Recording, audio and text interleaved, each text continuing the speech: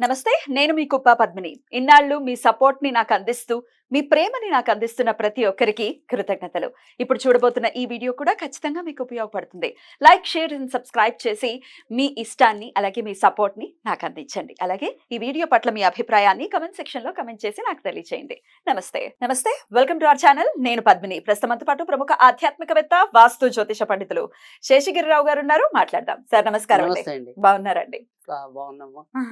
మీ సమయాన్ని మాకు ఇస్తున్నందుకు చాలా చాలా కృతజ్ఞతలండి. వెల్కమ్ టు రెడ్ టీవీ భక్తి. Thank you.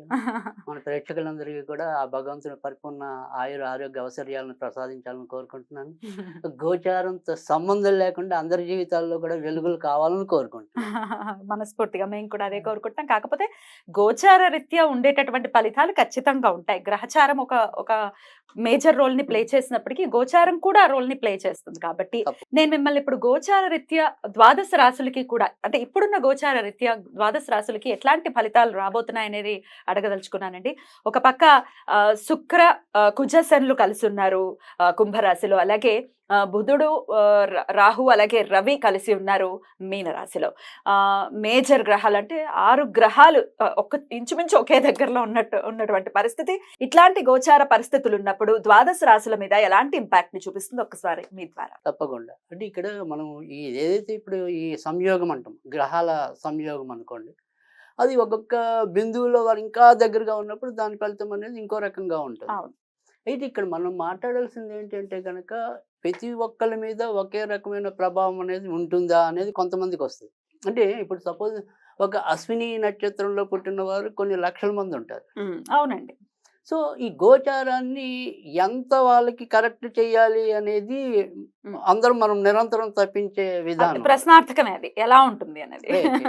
సో ఇక్కడ ప్రత్యేకంగా మనం మాట్లాడుకోవాలంటే కనుక 3 విషయాలు ప్రతి రాశిలో కూడా మున్ముందు, అంటే సమీప ఒక 2-3 నెలల భవిష్యత్తు కనుక తీసుకుంటే కనుక కనీసం ఒక 3 నెలలు వివిధ కోణాల్లో ముఖ్యంగా వచ్చేప్పటికీ ఆరోగ్య సమస్యలు పెరుగుతాయి. ఒకటి ఎవరెవరికండి చెప్తా. సో ఆరోగ్య సమస్యలు అనేది పెరుగుతాయి. తర్వాత ఎవరైతే ఈ కొత్తగా గర్భం దాల్చి ఉంటారో, అంటే రీసెంట్ అనుకోండి, వాళ్ళకి కూడా ఒక్కోసారి గర్భస్రావ ప్రమాదాలు ఉంటాయి. తర్వాత రెండోది, ఎవరికైతే క్షణికావేశం ఉంటుందో ఆ షార్ట్ టెంపర్తో చేసే నేర ఘోరాల సంఖ్య పెరుగుతుంది. సో అందుకని ఖచ్చితంగా ఈ 2-3 నెలలు కూడా ఏ రాశి వారైనా ఎంతో కొంత జాగ్రత్త తీసుకోవాలి. స్ట్రెస్ఫుల్ లైఫ్ ఉంటుంది 2-3 నెలలు. 2-3 నెలలు. సో అది ఎలా ఉంటుంది అనేది ఒక్కొక్క రాశిని బట్టి చెప్దాం. తప్పకుండా. సో ఇక్కడ మేష రాశికి వచ్చేప్పటికి ఏంటంటే వాళ్ళ అధిపతి, అంటే ఆ రాశికి అధిపతి ఉండే కుజుడే ఇక్కడ శని రాశిలో ఉన్నాడు, కానీ అది ఊచలో ఉన్నాడు. కానీ తర్వాత ఇంకొక 4-5 రోజుల్లో ఆయన కూడా శనితో వెళ్ళి కలుస్తాడు.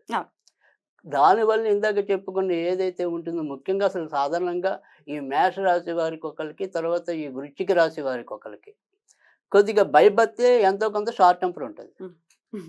కొంచెం ఫైర్ బ్రాండ్స్ లా ఉంటారు. తర్వాత ముక్కుసూటిగా ఉంటారు. దానివల్ల ఎప్పుడైతే ఈ శని కుజులు కలిస్తేనే అసలు వాళ్ళిద్దరు పరస్పర విరుద్ధమైన వాళ్ళు. సో వాళ్ళిద్దరు కాంబినేషన్లో ఒకసారి క్షణికావేశం ఎవరికైతే ఉంటుందో వాళ్ళు తప్పులు చేసే ప్రమాదాలు ఉంటాయి.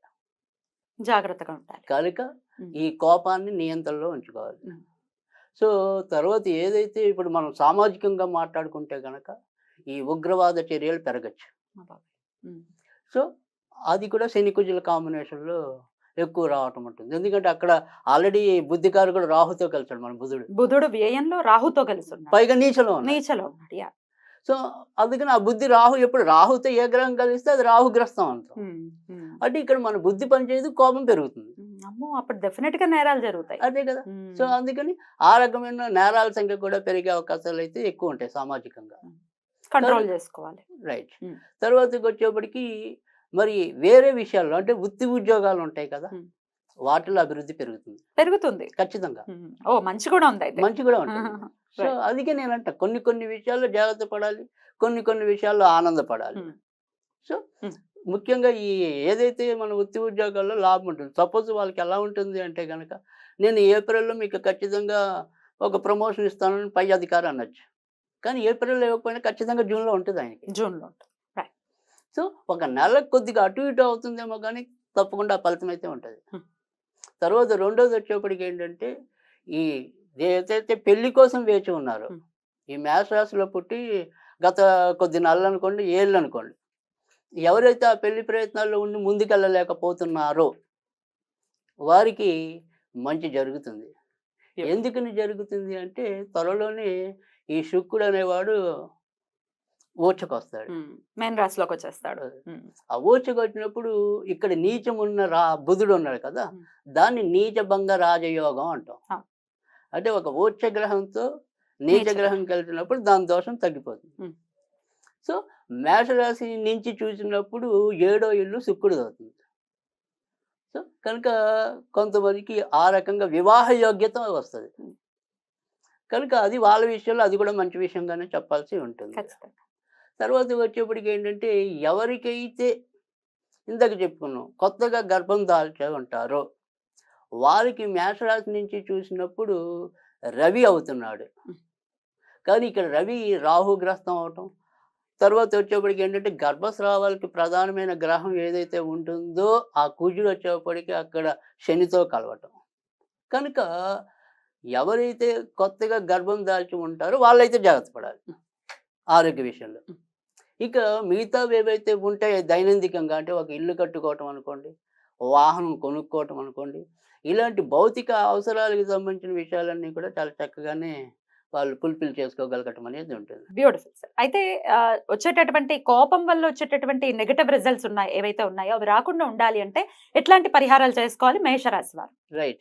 సో, ఇక్కడ ఎప్పుడైనా సరే కోపం అనేది కంట్రోల్‌లో ఉండాలి అంటే గనక చంద్రుడు బావుండాలి. ఆ. ఎందుకంటే మనసుకి సంబంధించిన వాడు చంద్రుడు కాబట్టి మనసు నిశ్చింతగా ఉంటే ఆటోమేటిక్‌గా అన్ని నియంత్రణలోకొస్తాయి.